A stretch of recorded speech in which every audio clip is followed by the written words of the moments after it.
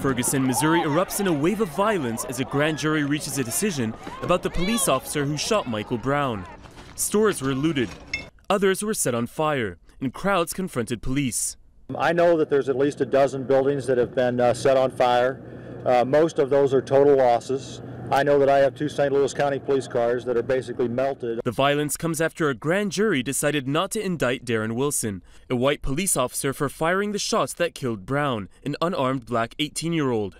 They determined that no probable cause exists to file any charge against Officer Wilson and returned a no true bill on each of the 5 indictments. Wilson fatally shot Brown in August. The 9 white and 3 black members of the grand jury deliberated for 3 months.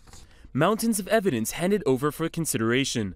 These evidence photos were released Monday of Officer Wilson after the shooting, showing bruising on his face.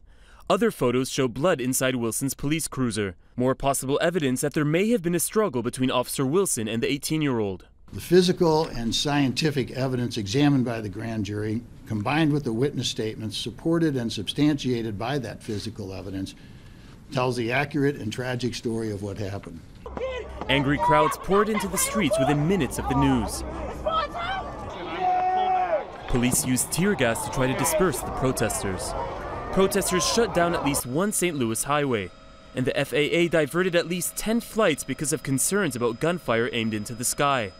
We've had a lot of incidents with officers being hit by rocks, batteries, different things like that, and I can tell you that I personally heard about 150 shots fired. Meanwhile, the Department of Justice is conducting an investigation into possible civil rights violations that could result in federal civil rights charges against Officer Wilson. Salima Saeed, The Associated Press.